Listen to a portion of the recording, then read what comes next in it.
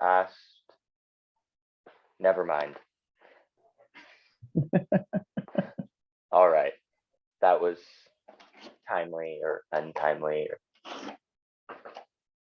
whatever, how many times. All right, y'all want to get started? And did we decide, Gonzalo, that you were going to go first? No, Paula is going first. Paula? She asked you to go first. Oh. Yeah, a few minutes ago. Okay. Let's go. Are we good with that? Okay. All right, so, okay. We got some introductions to do. Don't you worry. We got to know who you are, stranger. But we're good to get going. You don't think more people are going to show? So we'll start. I guess we'll start with Gonzalo.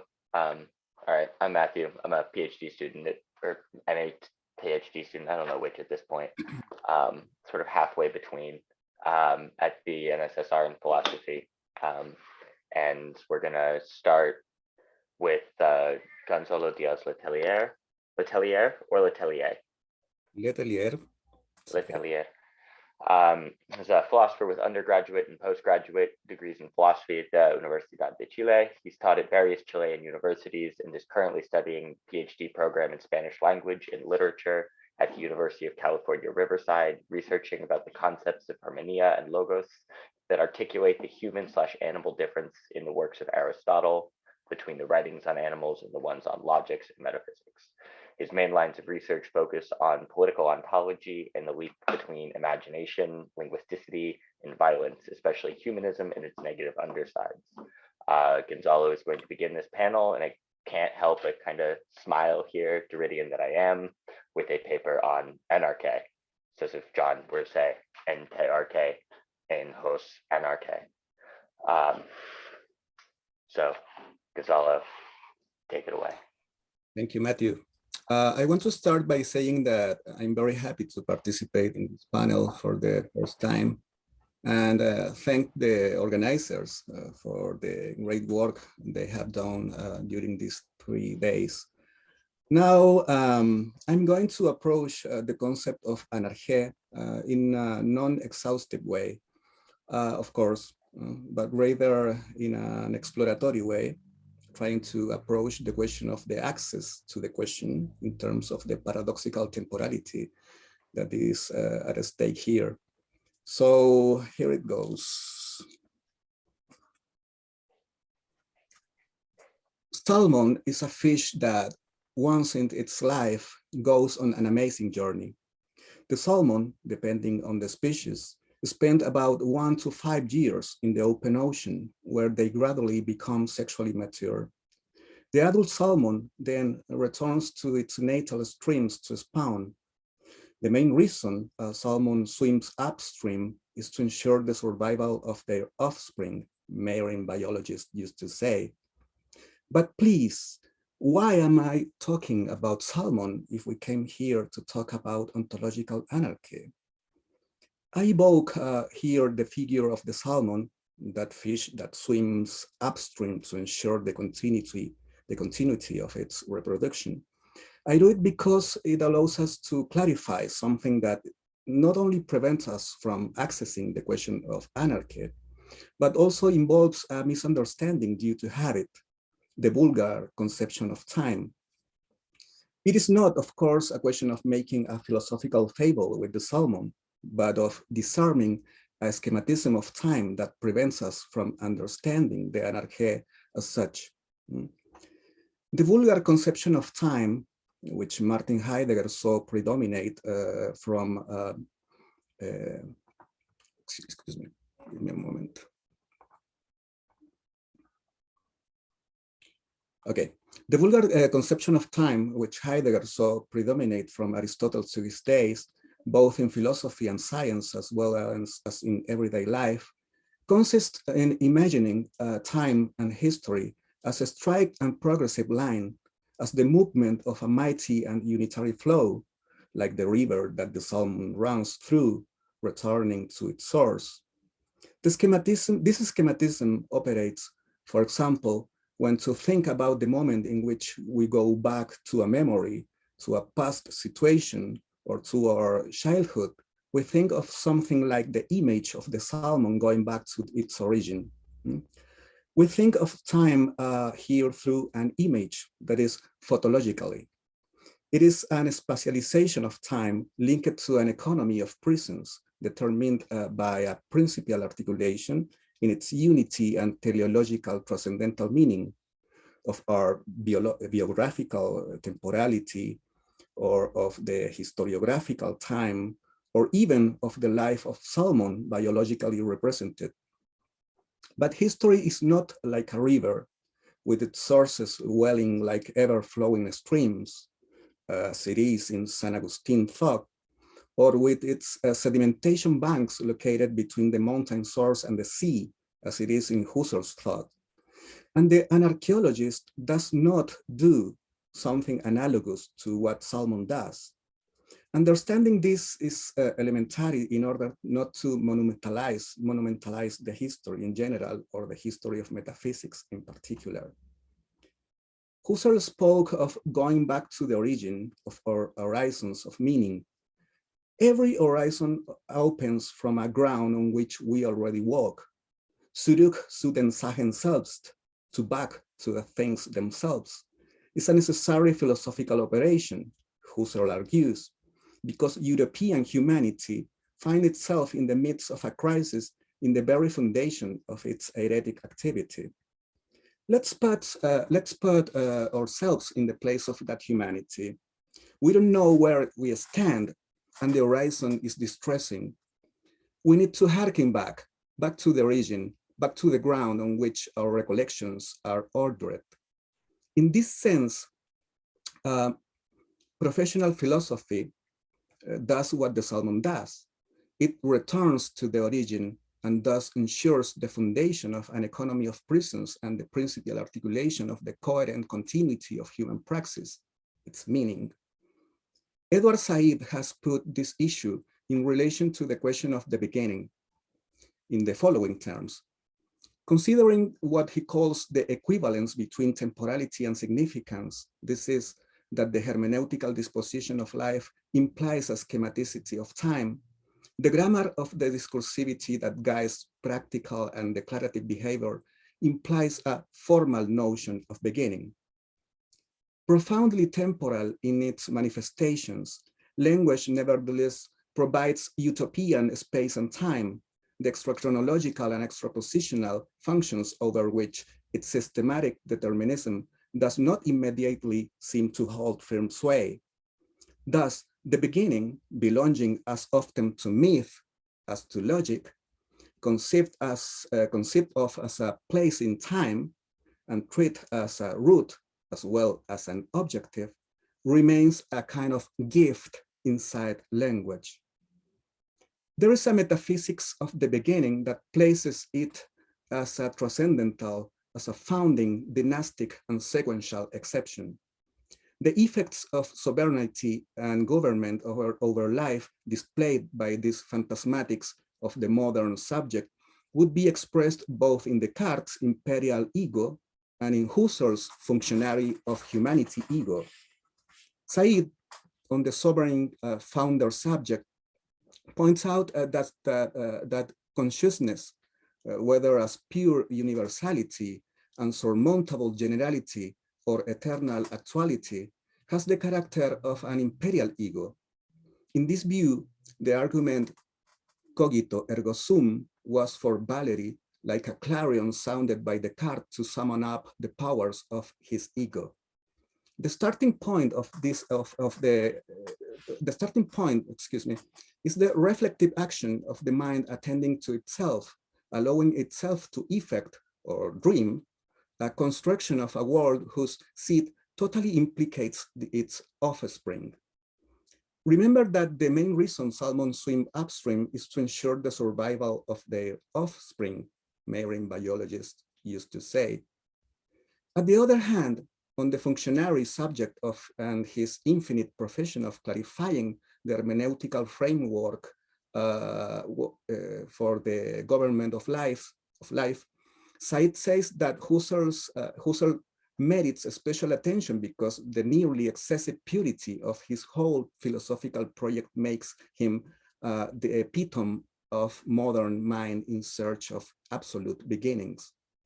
He has rightly been called, in that sense, the perpetual enfant, the perpetual beginner. Such metaphysics, Said points out, puts into play a productive subject determined in its intention, but who in turn conjures up the infancy of its animal common becoming. The subjection of the animal, the capture of infancy, would be put into work precisely in the objectivation of life itself in time as subjective imperiality over the event.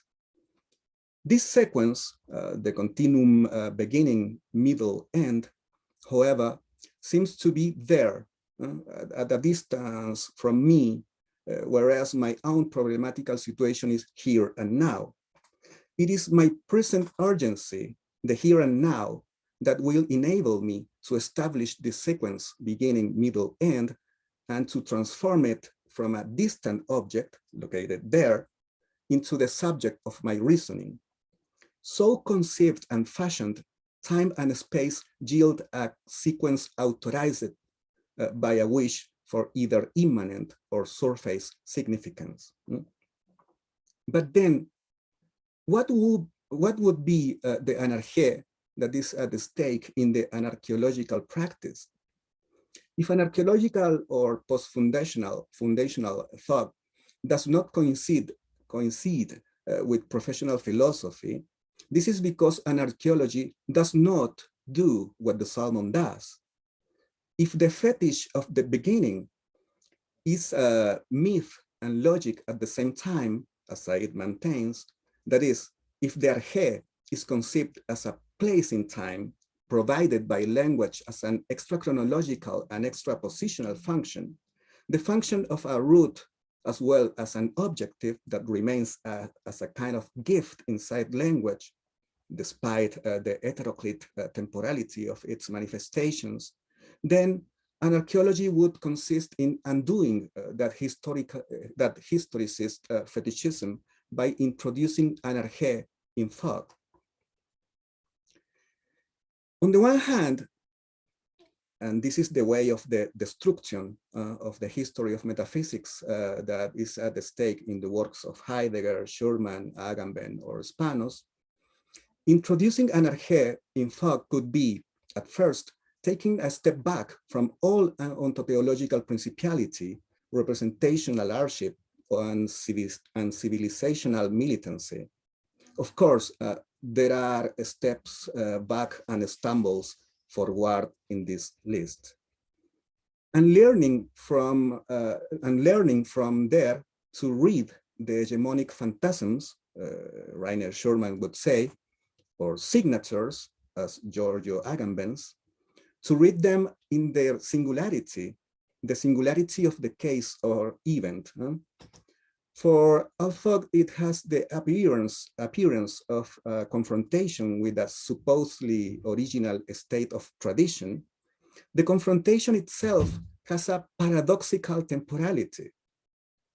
By introducing ontological anarchy into thought, it must confront its constitutive dishomogeneity, the radical alterity, the non-coincidence of any institution with itself, and the way in which it has been reconstructed as a particular type of negative relation to a pseudo-transmission of the supposedly original state of tradition. But if philosophy itself is to be an anarchic potency, that means that philosophizing would take place in a paradoxical time that can never be identified with a chronological date. I mean, in the conventional historical sense. The anarchaeological reading of texts, events, and conjunctures does not seek to constitute an archaeological hardship in the sense of professional philosophy. Neither an hardship of metahistorical structures, nor supreme entities, nor transcendental categories. Even less in the geographical and canonical sense of the history of philosophy, which sometimes mirrors the history of the saints and their works, metaphysics of the subject and presence in its most obscene splendor. What is at the stake in this anarchaeological reading would be an arché which, as Nietzsche, Foucault, or Agamben insist, is not diachronically displaced into the past, but rather ensures the coherence and the synchronic comprehensibility of the system. The arché is the point of emergence of the present as futural past, that is the tension between an extrachronological and extrapositional archaeoteleological injunction and the radical and turbulent heterogeneity of the present, a tension that should be perceived not as a datable origin in tradition, but rather as an immanent historical montage, at once finite and untotalizable. On the other hand, introducing anarchy, in fact, means deactivating the ontotheology of principal injunction, a possible way of carry out the classical phenomenological gesture of making mention without making use, and, to use Erin Graf Sibbins' term, carrying out misreadings of its traces or specters in a disjoint time, since precisely the three ontotheological principles of Western tradition, the principles of sufficient reason, identity, and non-contradiction, in their archontic dimension, as mandate or injunction, arché, claim to make possible the seamless temporal conjunction of words and things. This is the way of the deconstruction of metaphysics that is at stake in the works of Derrida. Reader of Nietzsche, early Derrida pointed to a structure of the metaphysics of subject and presence that, through different masks, has operated the very history of the West as a successive chain of determinations of the center, and, in line with Heidegger, characterized it as a succession of Sätze vom Grund, or supreme entities, in each case the arché, origin, and command of what comes to presence. That, as an ontotheological reason, unfolded the ordering of the being in total. These are expressions of Heidegger's, of course. Derrida maintains that decentralizing and totalizing metaphysical gestures aim to ensure the comprehensibility of entities into the form of a structural coherence and of representability,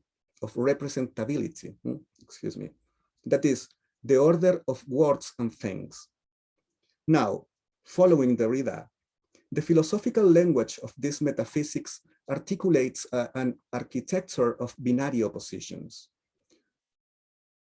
I quote Derrida: one of the terms always imposes itself on the other, axiologically, logically, and so on, generating the founding split of philosophy between the intelligible and the sensible, leaving the sensible subordinate to the intelligible.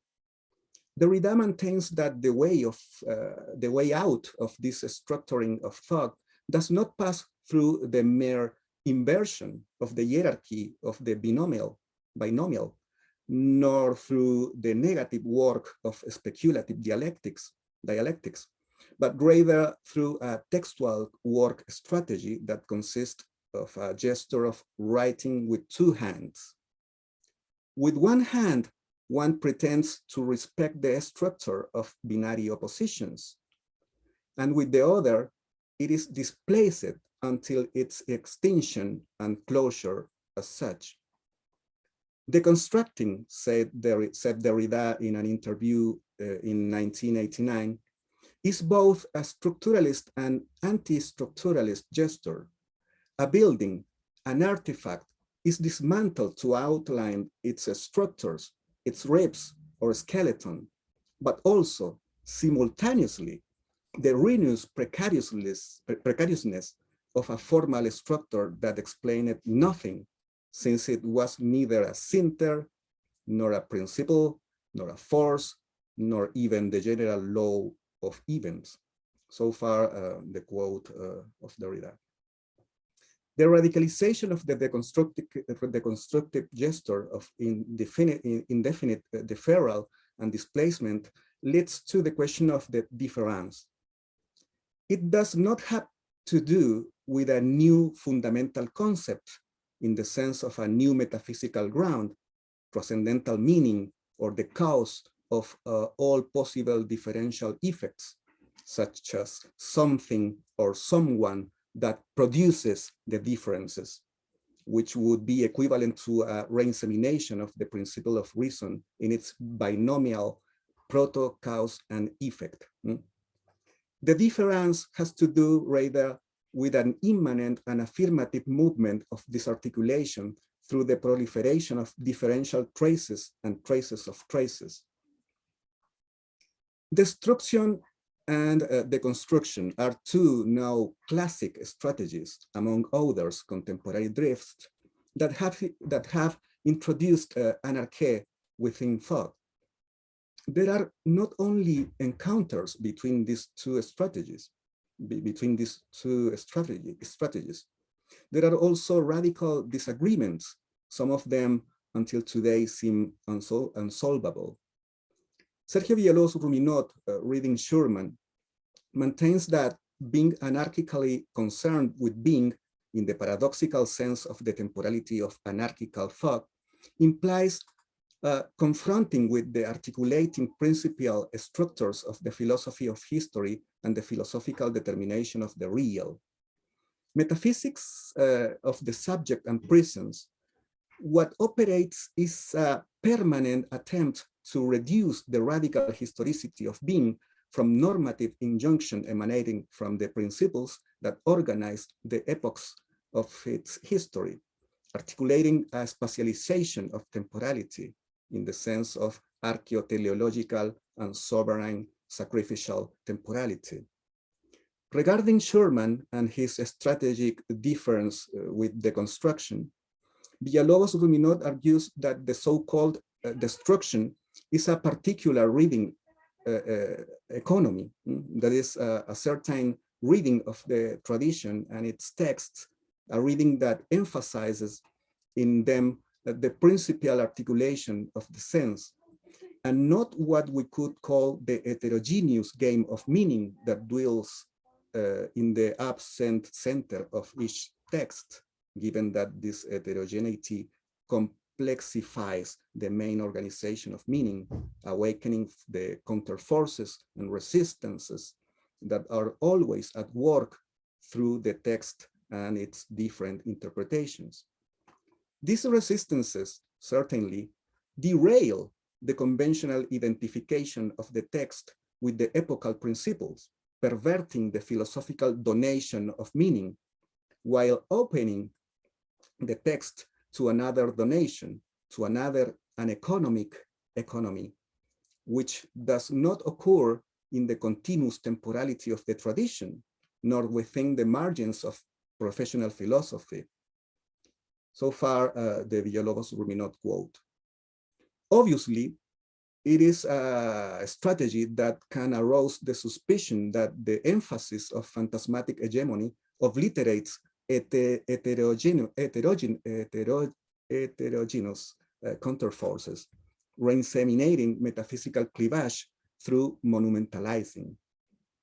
But if there is a point of convergence between Schurman's anarchic disjunction and Derrida's difference, it is perhaps the post-hegemonic horizon that opens with the introduction of anarchy in thought, subtracting and displacing the common plural singularity with respect to the principal and nomic domination, epochal hermeneutical violence that in each case captures the practical and declarative intentionality in the state of a historically given metaphysical language, organized in principle. An archaeology would mark the trace, would make the arche appears through a possible montage without reducing it representationally to vulgar time, but at the same time unmarking them, as in Borges' thought that invents its precursors to mark traces in the labyrinth reflected in the Spinozian lens. I would like to bring three brief quotes made by William Spanos in the context of a question about the ontological origins of Occidental imperialism to show a trace that can be seen before diffracting in each of the texts. They are quotes from Martin Heidegger, Jacques Derrida, and Edward Said. This is Heidegger's quote from The Age of the World Image. In the planetary imperialism of technologically organized man, the subjectivism of man attains its acme. This is its zenith, let's say, from which point it will descend to the level of organized uniformity and there firmly establish itself. This uniformity becomes the surest instrument of total, it is technological rule over the earth. Okay, so far the Heidegger quote. And this is Derrida's quote from Structure, Sign, and Play in the Discourse of the Human Sciences. The center is at the center of the totality, and yet, since the center does not belong to the totality, it is not part of the totality has its center elsewhere. The concept of centered structure is in fact the concept of a play based on a fundamental ground. A play constituted on the basis of a fundamental immobility and a reassuring certitude, which is itself is beyond the reach of play. And on the basis of this certitude, anxiety can be mastered. So far, Derrida's quote. And finally, this is Said's quote from Culture and Imperialism. In the expansion of the great Western empires, profit and hope of further profit were obviously tremendously important. But is more than that to imperialism and colonialism. There was a commitment of them over and above profit, a commitment in constant circulation and recirculation, which on the one hand allowed decent men and women to accept the notion that distant territories and their native peoples should be subjugated, and on the other hand, replenished metropolitan energies so that these decent people could think of the imperium as a protracted, almost metaphysical obligation to rule subordinate, inferior, or less advanced peoples. So far, the quote. The trace that can be seen, maybe before diffracting in each of the texts, is the trace of arche and anarche at the same paradoxical time. And it is still urgent, and today maybe more, to think about the metaphysical foundation of arche as technology of production of ontological depth. The necessity of its sacrificial cleavage rests in any of its archaeoteleological configurations on the anarche or abyss of revealability of being in common. The anarche of the social is not a fetishization of negativity, but rather the infinite revealability of its metamorphoses and revolts, of the social non-bound and of terror in the sense of Jacques Derrida, an occasion for the infinite testification of what does not stop arriving. Such radical unfounding in the immanence of relational life is what is conjured up by the ontologies that operate in and on it, a certain type of mediation, the depth relation as a device for the control of life's movement, and the conception of evil as lack, in the Platonic and Christian theology sense of defectus, or as coefficient of deviation from what is due. This is from perfectio in the archaeoteleological sense of Aristotle, for example. Maelstrom of defectiveness, expressive not without bound, and pure mediality, where evil is not deviation, but what limits the potency of each one and of all, in the expressive sense of the potentia communis elaborated by Baruch Spinoza and retraced by Gilles Deleuze. This and infinite more can be names for the abyss of revealability and relationship or anarchic potency of composition that is anarchy.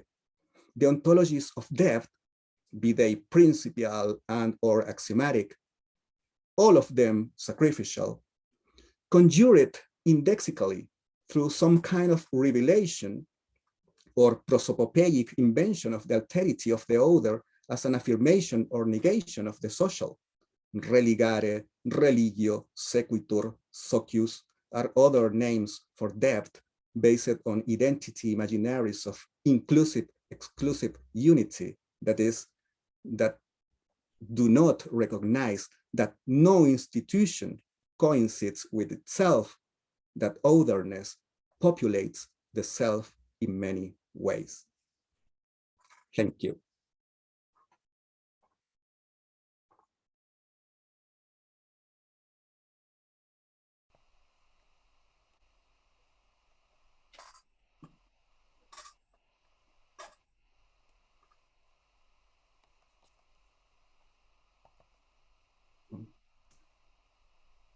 Thanks, host.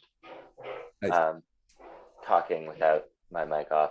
Thank you, Gonzalo. That was interesting. I'm excited to see sort of what the reactions are. So often with deconstruction, the real work is in how people respond to it.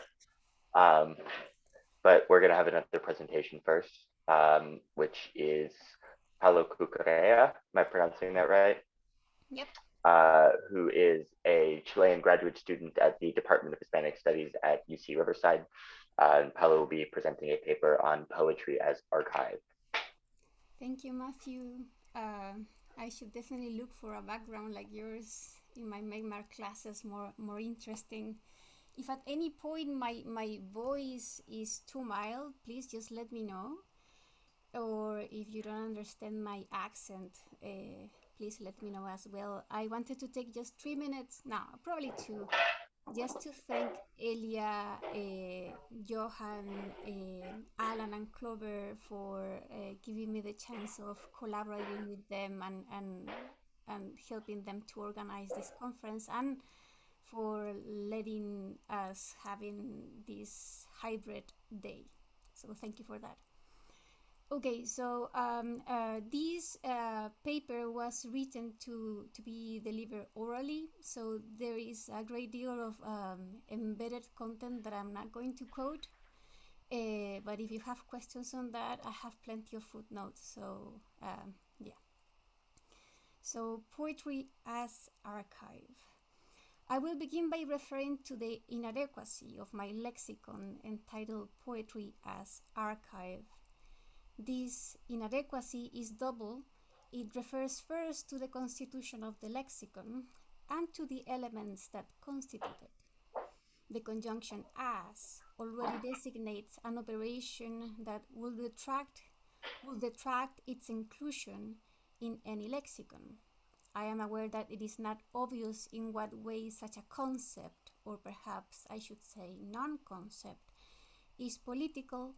I give myself permission to continue with this presentation only insofar as at the end of this intervention, I believe I can justify the political dimension of poetry as archive.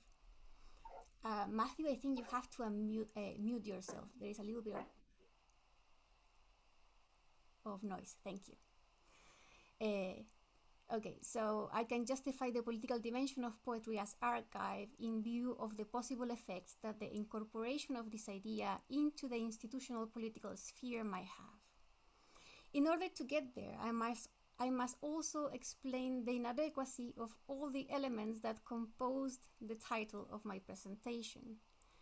First, when I speak of poetry, I am not referring to poetry in general, nor to any established or systematically theorized tradition of poetry. That is, I am not referring to what is commonly taught by poetry when in an English, Spanish, or French department we are presented with the canon. However, some of the works I have in mind might very well eventually make it into a canon, the canon being a work in progress that, if we are optimistic, we can also somehow intervene with our interpretations, our work, and a good dose of consensus. When I use the word poetry, neither I am referring to what, under the name of poetry, philosophers such as Heidegger and Derrida have approached. My distance from most philosophical appropriations of poetry, disclaimer, I am not familiar with all of them, cannot be elaborated in length here. In Heidegger's case, poetry fulfills a hyper-determined role within his reconfiguration of metaphysics, his ontology of Dasein. He wouldn't subscribe to that word probably. In his commentaries to the poetry of Rilke, Stefan George, and more systematically in his commentaries on the poetry of Hölderlin, Heidegger plays the ventriloquist to poetry. I don't think I can blame him for this. To a certain extent, the work of interpretation is always a kind of ventriloquism. However, the ideas that Heidegger privileges in his interpretations gives a role to poetry that poetry itself might very well not want to occupy.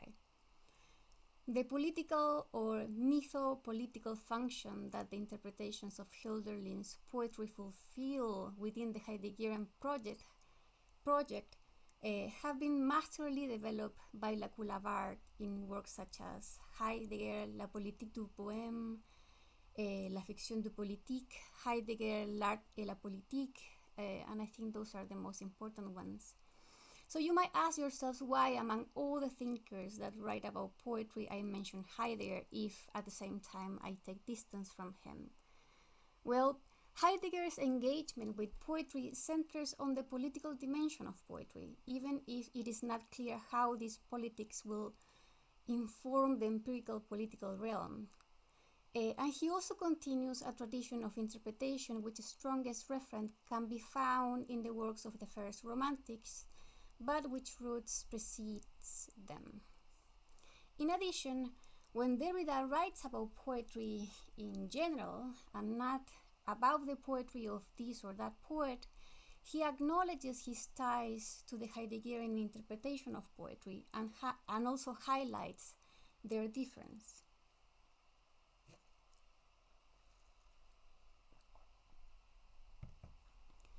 Poetry for Derrida, although not absolutely but partially, is very close in description to something prelinguistic, idiomatic. Without giving it an absolute value to poetry, Derrida reserved the term poetry to signal that which exceeds conceptual language. In both cases, in Derrida and in Heidegger, poetry ends up being something partially ominous, partially uncanny, a kind of alterity of language. And the problem that I see in thinking of poetry in these terms is, on the one hand, the effect of transcendentalization of poetry that occurs when you do so. On this point, poetry and philosophy have a complicit history. Poetry writes while philosophers interpret. Philosophy insists that poetry cannot interpret itself, reminds it of its obscurity and prophetic value in some cases while validating its own position as interpreter. You can imagine how exasperating can be for some poetry invested on political change, poetry that aims to intervene the social realm, to be told of its prophetic character, of its hermetism, on its need to be supplemented by an hermeneutic.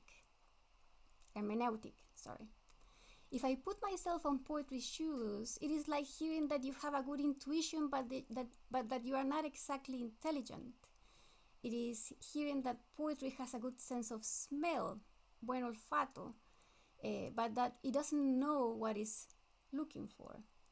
Some poetry makes use or takes advantage of this prophetic aura, or I think you say aura, well, auratic, effect. But this is not the poetry I have in mind when I propose a poetry as archive. My way of using the word poetry, on the one hand, wants to mark a distance from these readings, and on the other hand, if experience is of any value, when I speak of poetry, I am also thinking of what is currently written and published under this name in Latin America and in the US. Again, I don't know everything, but I read plenty. And in a more vague way, my concept is also based in a partial knowledge of what I know is not published under this name, and in many cases for reasons that have nothing to do either with the form or the content of poetry.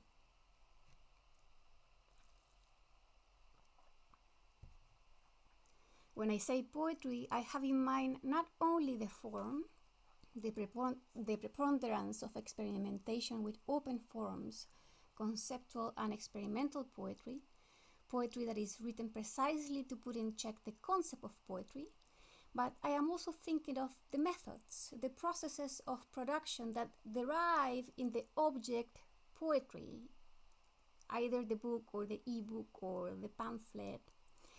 I have in mind intertextual poetry, collective poetry, open access poetry. These circumventions and exercises in negative descriptions that I have pursued to this point don't amount to a definition of poetry. I am not going to venture into that. Poetry has sufficiently demonstrated that any definition that one can give it, it is an opportunity to refute it in the practice. It is poetry's job precisely to break free from the concept, and this rebelliousness does not define poetry either. The next step in this series of preliminary notes is establishing what do I mean by archive. I have worked on this concept of on a previous text published not too long ago, but I continue working on it, and I will take the opportunity to refer briefly to the works that are informing my approach to a working concept of the archive. And by a working concept, I mean not a prescriptive one. Ariela Azulay, I think that's how you say it, wrote about the archive for the Political Concepts Lexicon Collective. I can refer in length to her notes, but if you want to talk about that, I do have some notes on that. Then the driving principle in Erin Graf Siven's latest book, Anarchaeologies, also informs my take on the archive. With Graf Siven, I take distance from an excavational mode of thought, as she calls it. Instead, Siven proposes a form of reading, I quote, an interpretative practice that would expose itself to or register the secret, the incalculable qualities of the archive or the text, end of quote. And Stoller's work in Against the Archival Grain also needs to be mentioned. Her description of colonial archives and their deadening weight, I don't know if I said that right, deadening weight, together with an acknowledgement of the excess produced by the archive, which spills over the archive's police edges, is one example of the generative contradictions I am after, even if my case study lies elsewhere. So against, and this list is not complete, right? Against the background of these scholarly works, among others, and also against the background of the collective attempts to create archives that escape institutional control and authorization, I will highlight the elements that still persist in my current take on the concept.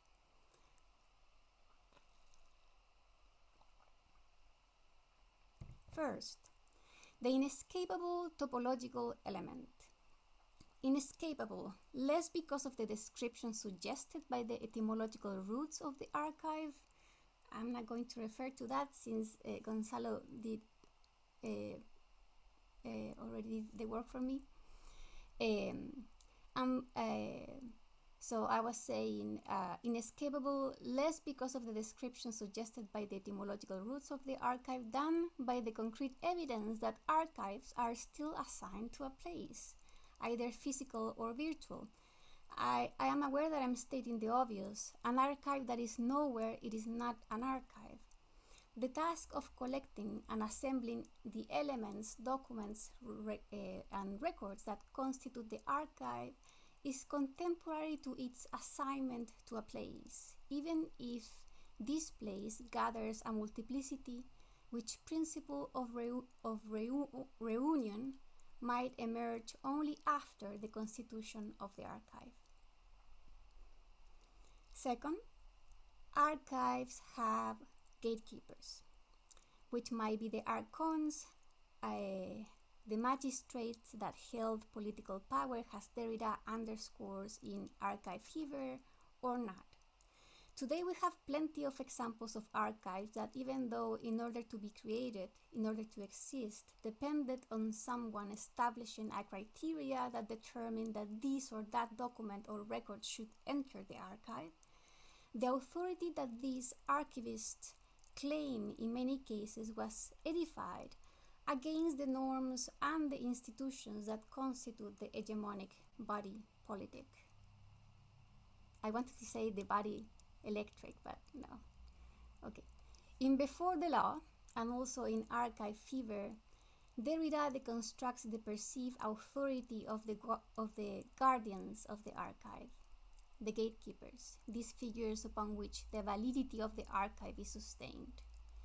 Even if the effects of this authority are undoubtedly real, insofar as they dictate what remains outside and what remains inside the archive, what is worth preserving as documents that attest of an already established history, or as fragments that will still need to be incorporated into history, fragments from which history can be rewritten from this reincorporation. I was saying that the effects of this authority are undoubtedly real. However, their authority is the effect produced by a chain, a sequence of validations. The chain itself is the result of the work of interpretation and consensus, which, fortunately, does not exclude us completely. But more realistically, this chain is the result of a consensus that serves the interest of hegemonic interpretations, money, power, hierarchy, and unfortunately, this does excludes us, or at least the majority of us. The work of interpretation that underscores the virtuality and non-necessity of the authority that validates the chain that engenders the figure of the gatekeeper, the archivist, means that nothing prevents us from creating an archive. Nothing authorizes us to do so, and therefore we are already authorized in advance.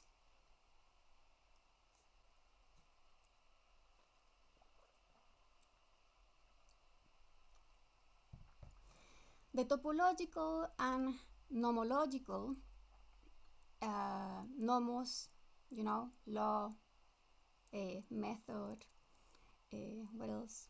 Well, yeah, let's take it like as law. The topological and nomological dimension of the archive overlap to give rise to one of the ways in which historical consensus and national memory are constructed.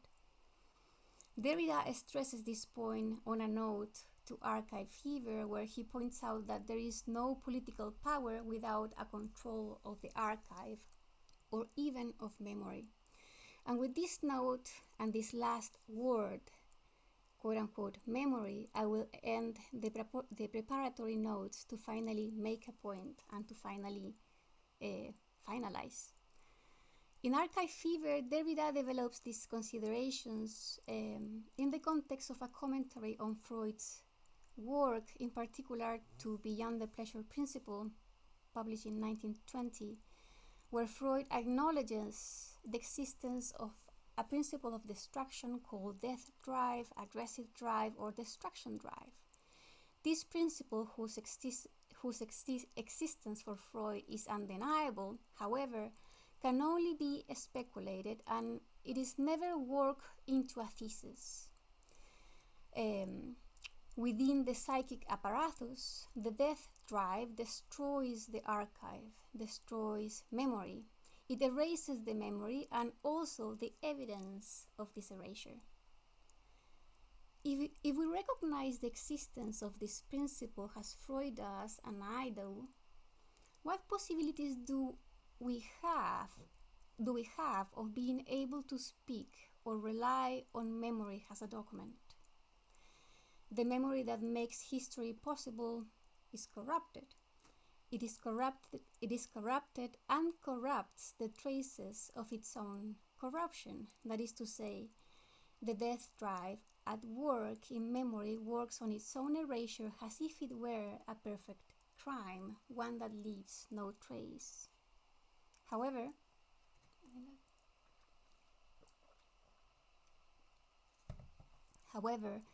part of what Derrida demonstrates in his reading of Freud, and in other places as well, is that there is always a trace. Erasure leaves a trace of erasure. The suspicious absence of memory. Erasure as repression, erasure as repression, expressed in the disruption created by a symptom. The erasure expressed in the trace of the erasure covered up, masked, or with makeup, functions as evidence that there was something there. The current lack of visibility of some institutional erasure, such as, for example, the archives of the disappeared in Chile during the dictatorship of Augusto Pinochet, is only partially due to the absence of, quote-unquote, proper documentation. For the blatant erasure functions as sufficient evidence. The poetry I am after, the poetry that I defend can and should become archive, gathers the traces of these absences in a variety of ways using different techniques. There is no sufficient or necessary reason to justify the creation of an archive that could contribute to rewrite the history of what has been erased or what has been left to the mercy of the erasure of time. Neither there is sufficient or necessary reason not to do it, or to privilege documents that claim objectivity. When we talk about history, what do we know about the repressed memory of the people that lived during the years of censorship and self-censorship of the dictatorship in Chile? What do we know about the multiple forms of the erasure of the Mapuche people and Mapuche culture in Chile? What do we know of the traces left by erasures that attempted to erase their own deliberate subtraction? Where are these vaults? I think there must be somewhere. I am aware that this conference and this audience might not be the most appropriate to direct these rhetorical questions given their specificity. It is my prerogative to proceed from the case to the abstraction, even at the price of never arriving to the generalization, to the exemplary abstraction of a concept or lexicon. On the face of these erasures, on the face of the lack of archive to gather them, and hegemonic history's oblivion, resistance to erasure appears expressed in the work of memorialization, which I'm not totally convinced about this, but right now I am defining it as remembering together, achieving memorial consensus by the active sharing of experiences. However, Memorialization carries with it the mark of being the discourse of trauma, of mourning, a cavity in the perfect denture of history. These defective formulations, traces of memory without history, marginal to memory and history, have often nested in poetry. And this is the poetry I'm after. Does this poetry configure a certain line of work or a distinctive style? Not necessarily. If I am asked to define it, it usually dwells between fictional or confessional testimony, a poetry that carves a place of enunciation that is absent from a collective or individual memory. There is usually no stylistic pattern, and experimentation with forms establishes an equivocal relation to the poetic tradition in an intentional way. It is my conviction, although I am always open to be persuaded otherwise, that no other genre could better accommodate so much contradiction, so much diversity, maintain an audience, and practice a kind of self-erasure, which is also a relevant component when it comes to speaking from a we. No other genre will do all these better than poetry. And I could explain also why. Just to finish, so simply to repeat and finish, when I speak of poetry as archive, I am giving an account of the function that certain poetry has come to fulfill in the face of deliberate institutional erasures, political erasures. What authority does this archive have? What is the difference between testimony and a poetry that is not exclusively testimonial, but nevertheless gives an account of events for which we have no testimony? Well, the difference lies in the very act of self-indexation enacted by poetry itself. This freedom to self-define its value and function has been one of the premises of poetry since the avant-garde, as far as I understand. And I will leave it there. Thank you. Awesome. Thank you so much, Paula. That was really cool. I'm glad we went in this order. These seem to follow each other in the correct sequence.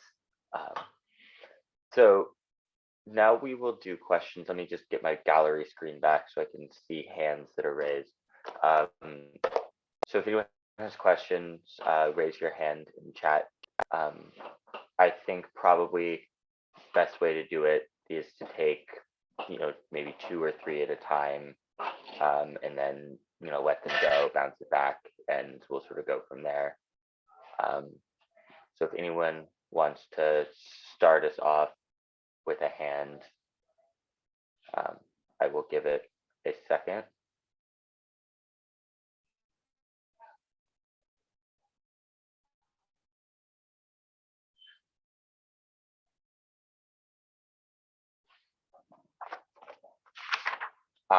Yes, Sergio.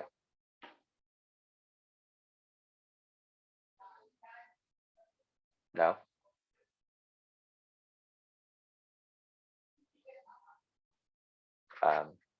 Can everyone else hear me? Oh, I have to allow you. No, I don't. How do I allow you? I don't have the ability to do that. People kind of mute themselves. Yeah, you're muted. I'm also not I'm the moderator of the panel, not the owner. I'm trying to ask to unmute, but okay. Yeah, now you can speak. Okay, can you hear me? Yep. All right, thank you very much to everyone. Great panel, great presentations. So Gonzalo, I just wanted to ask you if you could make a sort of difference between anarchy and post-foundational thought. I mean, in a particular moment in your presentation, you take both as the same. And I understand that could, in some cases, has the same effect. But don't you think that there should be some difference there that are important? You see, particularly in the context of post-foundational thought elaborated by people like Oliver Marchard and so on, and in relation particularly to the question of anti-fundationalism and counter-fundationalism. Paula, great. Well, we've been discussing these topics for a long time, and of course, I'm not totally in agreement with your discarding of Heidegger, but I understand totally that you suspect of the ventriloquism, and in the particular way that Heidegger has been somehow received as a person who instrumentalized poetry. But then, not to give the whole point to Badiou and the Age of the Poets, but then you speak of the archive as a topology and as a particular nomology. That's the later Heidegger will call precisely constellation, and Gonzalo already called it montage.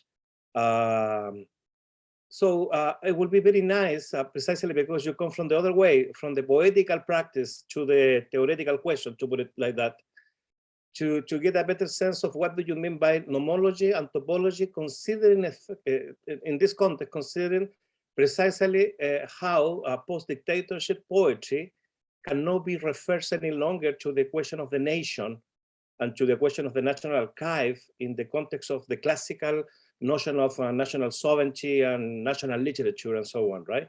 So since that there is something really interesting there taking place, because precisely the archive today cannot be reduced to the logic of confirmation of the history of sovereignty as the history of the nation state and the ongoing process of nation formation and so on. So this topology, which is an homology, is an anomaly,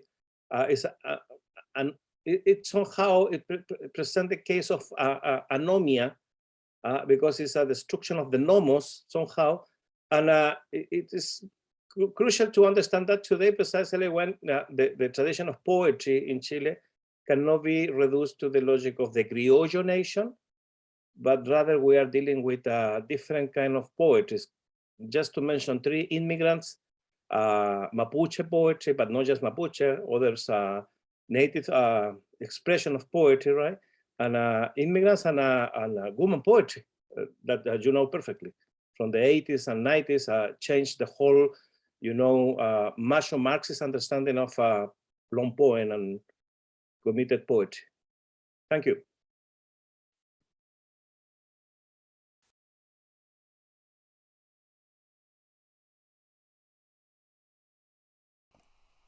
Gonzalo goes first, right?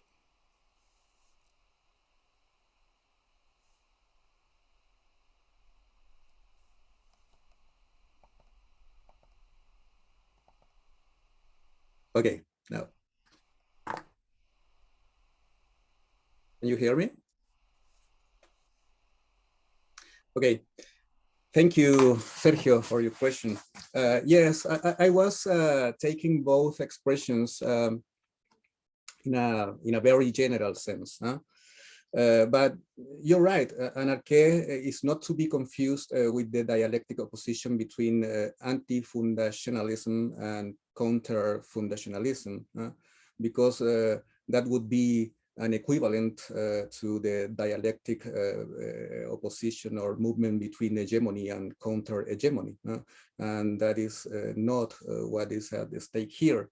It has to do rather with a non-fundationalist thought. In that sense,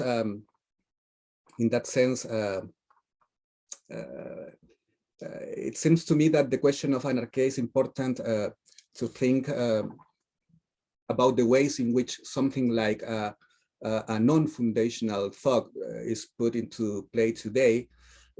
On the one hand, this has to do with ontological anarchy, which questions the archaeoteleological, productivist, and historicist domination of life over life, in the sense of thoughts and practices articulated by a derivative scheme, as you said in your work too. That is that everything proceeds from a beginning or command and is ordered to an end, to work in the strong sense. And this regardless of the configuration of the arche in play, be it God, consciousness, capital, or whatever. But in addition, the introduction of anarchy and its paradoxical temporality is expressed in ethical anarchy in the sense of questioning the relationship to alterity.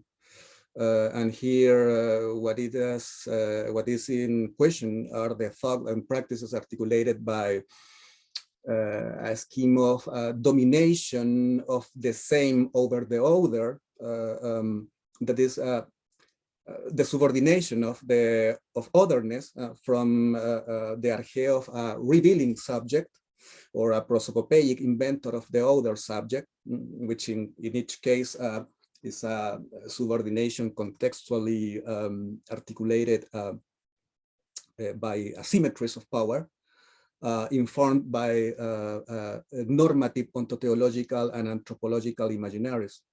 And finally, there is a political anarchy which propugnates the being in common has no arche, that there is no given and healthy political order that is surreptitiously distorted by disagreements and revolts of the common powers of imagining.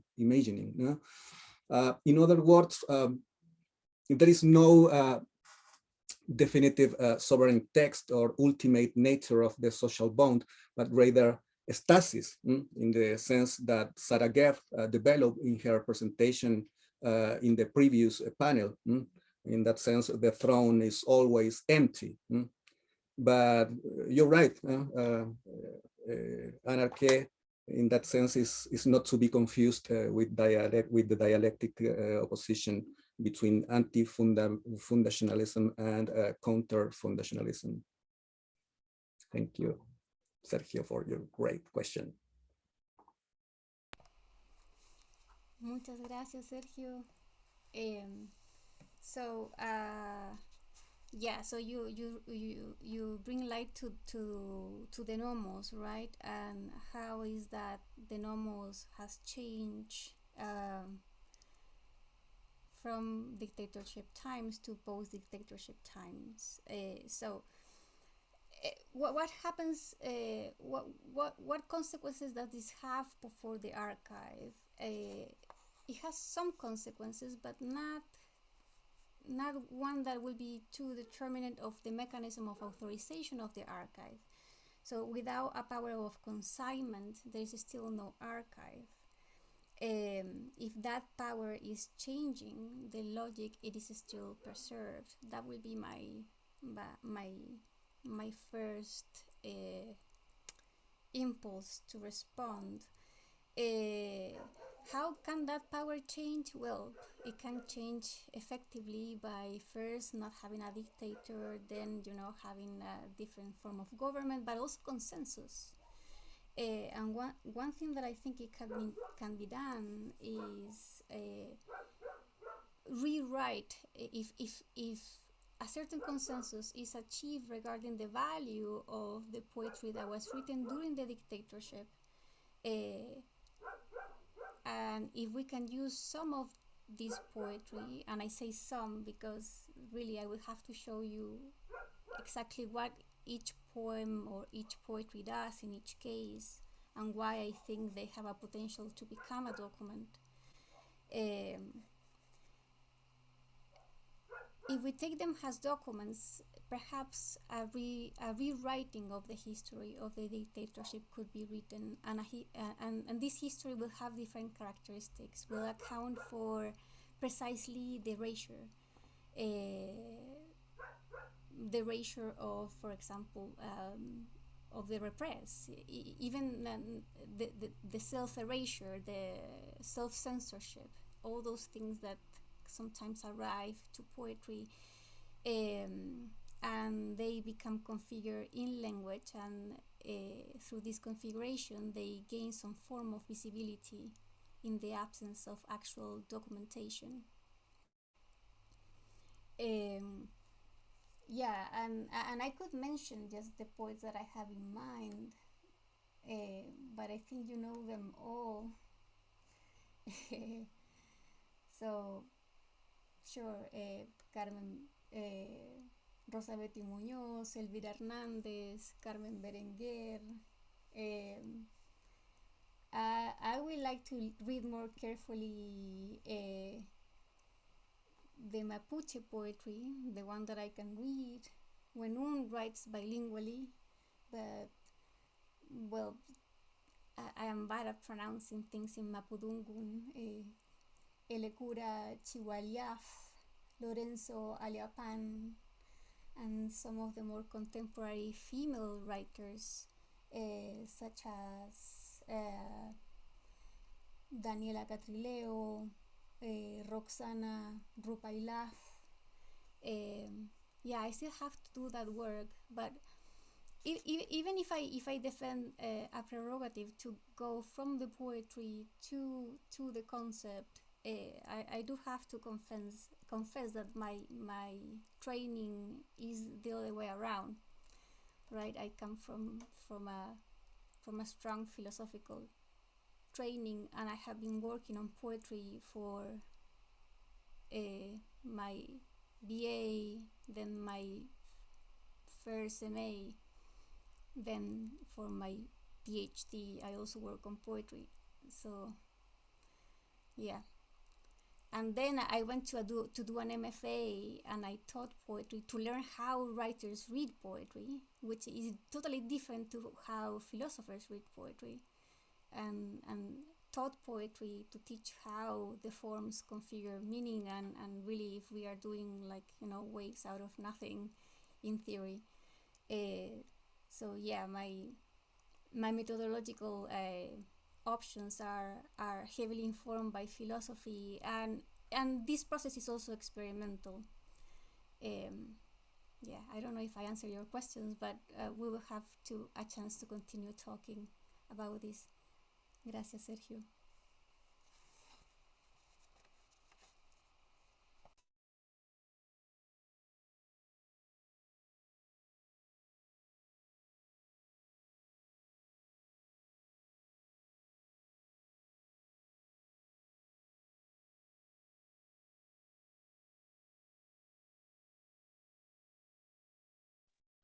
Okay, so after this multi-stage process of having to unmute myself or get Alan to unmute me, Daniel, you seem to have a question. I have no idea what is going on, but you should be able there's a all little security shield at the bottom. Are you the host? Oh, yeah, there's okay. a shield at the bottom that says security. There should be a drop-down menu where there's an option that says host participants unmute themselves. It should be checked. Yeah, okay, so now it's solved. It wasn't checked. All right. Beautiful. It looks like Daniel just unmuted himself. We love this. All right, what's your... Okay, yeah. You're up, Daniel. You hear me? Yes. Okay, great. Thanks very much to everyone. Thanks to Gonzalo and to Paula.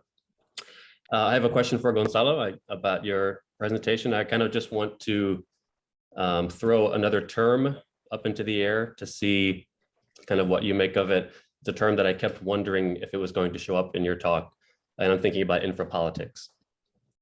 Just to kind of see what you think. I ask about infrapolitics just because I kind of made note of a constellation of terms that kind of made me go in this direction. You were talking at first about anarchaeological thinking not coinciding with the professional project of philosophy. You take that from Rainer Sherman.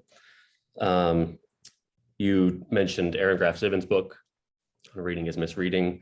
At a certain point, you talked about anarchaeological thinking kind of opening up the post-hegemonic horizon. And so a couple of these things all just kind of swirling in the air made me wonder if you were going to go to or even bring up any of the questions that some of the folks doing work on infrapolitics have raised. So I just wanted to kind of raise the term and see if you like what you make of infrapolitics as it relates to what you've shared with us.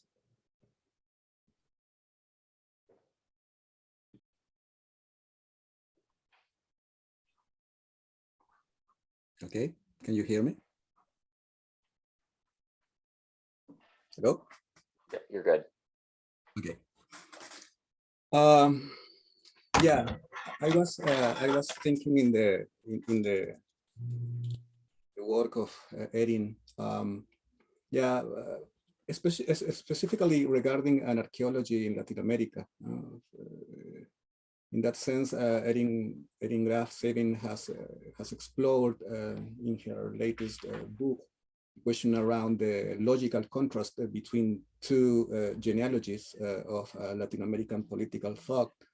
On the one hand, she points at the tradition of Hispanic imperial reason with its inquisitorial logic, archaeological, principial, and identitarian, close to a conservative philological tendency, let's say, that is dedicated to dig towards the originary. So on the other hand, Graf-Sabin points out the Marrano register, according to Alberto Moreira's formula, which refers to a series of critical and archaeological practices against the metaphysical principiality and identitarianism, among which subalternism, deconstruction, infrapolitics, and post-hegemony could be included, as well as other critical practices, of course, among which I would include, for example, a certain contemporary South American anarchic aberration. The work of Rodrigo Carmi, for example, in Chile is a key work for me. So and there are practices which what they do is open up the potency of ethical and political reflection. And they do so precisely by putting into abyss the ontological foundation of our ethical and political facticity. I mean, that facticity that is identitarian and productivistly informed. So I don't know. It's a really good question. I have to think more about that. Thank you. If no one else has a question, I have one that's sort of directed at Paula, but it's also sort of directed at Gonzalo, because their presentations are close in a certain way.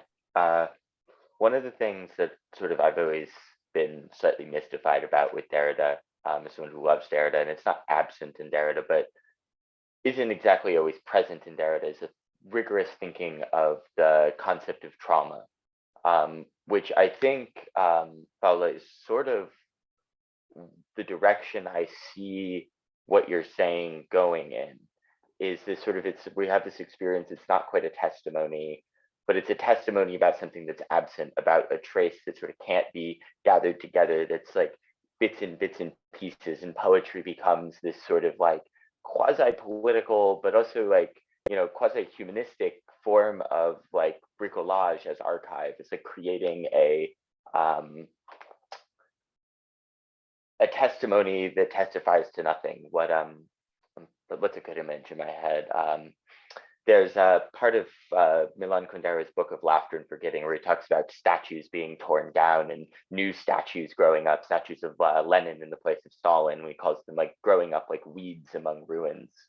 And I'm wondering, I guess, what you think, like you're talking about these like spaces of occupation or these dark times without testimony and the erasure of traces. Are you talking about a sort of politicization of a concept of trauma, and poetry is sort of a traumatic archive that testifies to not an event per se, but to an event that sort of is self-erasing? And then I guess in the direction of Gonzalo's paper, then this would be the question of, right, the primal scene of finding that like moment of the time when the bomb went off and thinking that like, that's what we need to uncover in history. Whereas it seems Derrida or even Freud and the psychoanalytic thinking would say that there's no, the primal scene is just as mythical as sort of the fragmentary like pseudo archives that arise out of it, in a poetic language as fragments of experience, as erasures, etc. And so I'm just wondering, I guess, for both of you, what do you think the role of that sort of experience would be? What is the experience that gives birth to an archival or a poetic archive, or to a sort of anarchic kind of politics? And what does that mean as an experience that we can like use foundationally as with all the quotes you need to accept the word foundation, as a starting point for an anarchy. Could I tag a question onto that one? Yeah, please. So thank you both so much for your presentations. I was also thinking about this matter, Gonzalo, you started with the salmon, and there's a very sort of watery, like, matter of the more than human in archive. And I was thinking too, Paula, when you were speaking about the poetry of witness and the repressed memory of the people in Chile. So Raul Zorita's work speaks to the bodies that are unable to speak, unable to see, and the witness that sort of bubbles up through the generations. And I was thinking about Norbessie Phillips' Zong, which may or may not be familiar to you, and how she speaks of the use of the law as sort of mutilation of the archive, and the archive that sort of simmers at the, like, sinks to the bottom of the ocean with the bodies and simmers at the bottom of the page with the names that are then given through a translation or a transmutation of these traumatized sort of witnesses. And then the witness of, I was thinking very much along the lines of how salmon in a relational way invite a different kind of witness. I'm sorry, I'm maybe thinking more poetically than philosophically here, so it might not be as useful, but Norbessie Phillips Zong very much surfaced for me in your talk. Can I go first this time, Gonzalo? Yeah, let's start with Paula. Thank you, Eli. Okay, so first Matthew and then Eli. So you bring up trauma, and sure, trauma cannot be erased because then we always have the symptom, right? What happens with the temporality of trauma in Derrida's reading of Beyond the Pleasure Principle is that trauma is one of those experiences that it never actually happens in the present because it exceeds our capacity to perceive it. So this is why it keeps coming up in the form of like the symptom, the hysteria, or the nightmare, and these are precisely the sort of like symptoms that we can read in poetry. And it will be testifying of an event that is itself self-erasing. I don't think this happens a priori necessarily in poetry. It always has to be like a case-by-case thing, something that you will have to read in the poetry itself, and sometimes it is revealed in the babbling, for example, in this resistance of coming. In the resistance of enunciation that you also find sometimes in victims of trauma trying to formalize their experiences. A very nice example of bricolage, now that you mentioned bricolage, is Sara Uribe's Antígona González, who is a work that was, in an intertextual poetry book. So it has fragments from all places, sometimes blocks from victims, and so there is a few places where she actually is writing herself. She is not she's a secondary victim of the kind of disappearances that she's accounting for.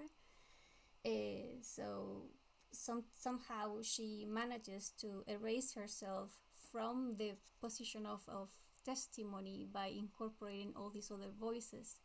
And that's interesting too, because if we just leave to the victims to give account for their trauma, then we might not get much out of it on the one hand, and we might also not be honoring what happens with collective memory. And in relation to collective memory, I have another example that it is the work of Daniel Borsuski, who is a second generation Chilean, and he's also a translator of Zurita. And he writes compulsively about bodies and dead bodies and bodies left in the desert.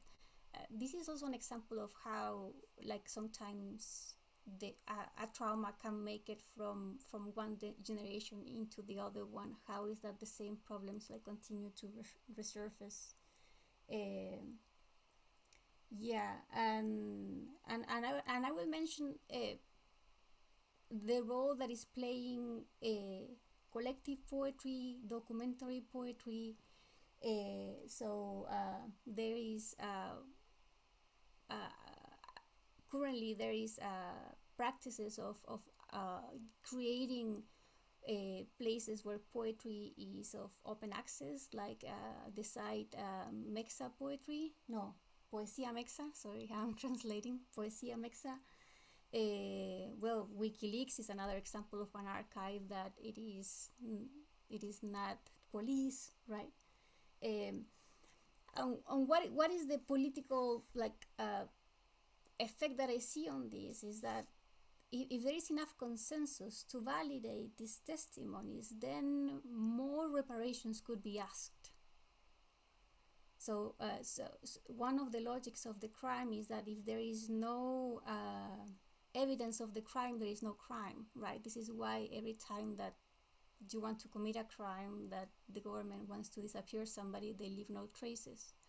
But if we manage to make of these erasures a trace, then we might have a better stake at, for example, contesting amnesty, right? To ask for better reparations.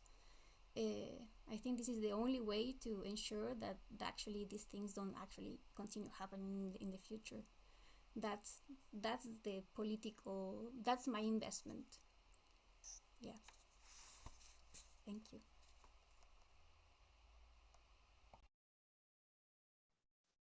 Can you hear me? Yep. Okay. Thank you, Eli, for your question. First, a few days ago, I didn't know how to write about anarchy, how to start writing about it. But I wanted to start addressing the problem of temporality, because for me it's a key problem, a key problem in terms of the access to the question. So the primary scene of my writing is my encounter here. I am chilling in the bedroom of my daughter. So in the bedroom of my daughter, I found a toy that is a toy of her cat. That is this. Let me show you. So this was the primary scene of my writing. So said that regarding this question, I insist. The evocation I make of the figure of the salmon is not to make a fable of to understand human issues with animal analogies, but rather a resource to get rid of a certain temporal schematism that prevents us from thinking about anarchy, because it represents an archaeoteleological spatialization of time, as Villalobos-Ruminot put it, while what is at stake here is the paradoxical temporality of arche and anarchy, to the extent that it is an anarchic consideration of the archontic configuration of the event. So this has to do with the reading of the singular trace or signature, if you will, of the arche that operates as a historical a priori, and not with a transcendental a priori that places the arche in an extra chronological and extra positional dimension, as Said formulates the issue. That is as a plus ultra, no? So the historical a priori in this sense is close to the sense in which Foucault thinks it in his anarcho-genealogical strategy. In this sense, it is not a question of returning to the origin, as is the case in the image of the salmon swimming upstream, but of perceiving and making visible or formalizing, if you will, a certain way of anarchic relationship to history, knowledge, and institutions that are articulated on the basis of the principles of sufficient reason, identity, and non-contradiction, or on the basis of epistemes in Foucault's sense. So in this direction, we could also appeal to the chronopower that our colleague Nicolas Goudelis spoke about yesterday, in the sense of temporal regimes, dominant temporality, or the political time of a given order. So it is then, we could say, an anarchization, that word, anarchization of historical time beyond its organization according to epochal references or epistemes that through a presupposed philosophical language ensure its unity, continuity, and monological, monochronical, and evolutionary and sacrificial coherence. So lastly, as Sergio Villalobos-Ruminot has shown regarding the anarchizing effect of Foucauldian anarchaeology, I would add that it is a matter of considering Derge not in a historicist and monumental or transhistorical sense, but rather as a function of contingency that, although it is historically determined, it is not totally determined, and it is never closed in a major or definitive totality, but it is always interrupted by the forced relation that threaten the hegemony of any episteme, principal organization, meta-narrative of the spirit of whatever the current archontic configurations are. So that's the thing about the salmon. Thank you. Can I add something? Can I? Why not? Matthew, okay, Yeah. okay, thank you. No, I just want to, because I'm having a sort of a private little chat with Eli here about a song and how Christina Sharpe make a really good use of this. And I just want to emphasize the tension, the oxymoronic relationship between Paula and Gonzalo, Gonzalo's titles, Arche, Anarche, Archive, and Anarchia, and so on, precisely because they go hand in hand. It is not something that we might just split as something that belongs to two different orders, but there is no archive without Anarche. There is no archive without Anarche. And it seems to me that exactly that's the point in Paula. Paula is trying to emphasize how the archive is something that you cannot just give away, because in giving away, you are giving away not just the organizing principle of the economy defining the nomology and the topology of archive, but also the anarche that is already always there. So it is not a matter of introducing the anarche, but rather of disclosing the anarche. That's exactly the destruction of metaphysics. It's not the proposition of a positive content, but rather is the disclosing of something that is already taking place there, which is history, right? And in that sense, and using Ellie's a great intervention regarding song, I just happened to think about, you know, this is not just about the post-dictator poetry in Chile, and this is great, Paula, make different reference to different contexts, because this is something that is not to be located within area studies or within the university archive, which is, you know, the most important archive and the most, you know, the most hungry archive that fits and devours everything. But rather, this is a pantopic, if we can use that notion, archive, that is always in contraction. And it happened to be precisely the same discussion we are having today in radical Black thinking and in Afro-pessimism. I mean, the very point of departure of Afro-pessimism is precisely the suspension of any kind of articulation based upon the equivalence of a metaphorical economy of university. So when Christina Shah, with Saida Hartman, with all these people write about, they are somehow recovering an anarchic archive that doesn't fix within area studies, which is crucial. And then Ronald Judy's beautiful last book, Sentient Flesh, is again amazing, precisely because, and taking the question of the salmon, implied that the Negro praxis, as he called it, the Negro praxis, is already beyond anthropomorphic reduction. Insofar, the Negro hasn't been considered part of the humankind, which is an exclusion that is constitutive, we might say ontological, of the Western tradition. So we are having this discussion in different levels, but the idea of the Negro praxis, which will be for us probably the immigrant praxis, the Latino praxis, I don't want to identify this, but the very idea of the Negro praxis is amazing because the Negro, by definition, is the anarchic inscription of the poem within the human ontotheological Western tradition, which is precisely why Kant and many others put the Negro as a, as a non-human variation. So just to make a point, that's it. Thank you.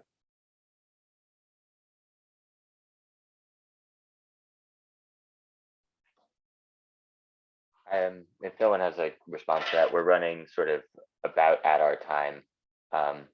So Yeah. just, big thank you to both of you. This was a great panel. I know y'all are at the same school together, so I don't know if you talked about it, but it went together really nicely, and I'm happy we could have this to close out this conference. I don't know if Alan or Julio. Yeah, I just wanted, Alan, you wanted to say something else too? I just wanted to say something, maybe to end on a positive note. I'm sorry. Yes, thank you so much, both of you. It was great. I'm so glad we worked together. I wish Paula could be here because we talked so much on chat and Zoom, and it was such a shame that we couldn't meet in person. Anyway, maybe in the future, hopefully.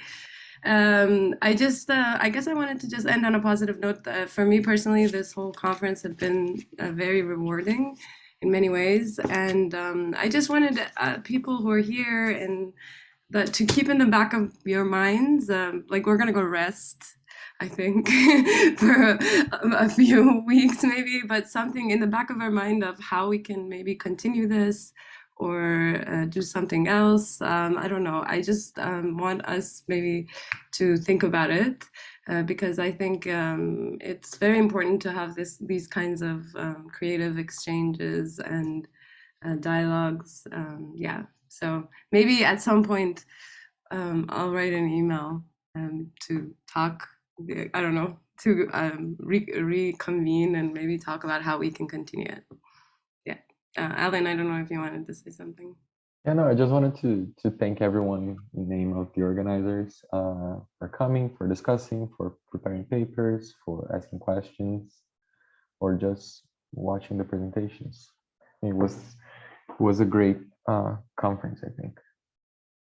Very enlivening of the spirit, something that I think we were needing a lot.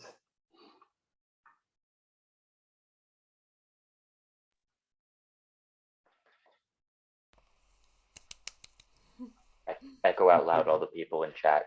Thank y'all guys for putting this together. This was great. And Alan, I know I didn't talk to the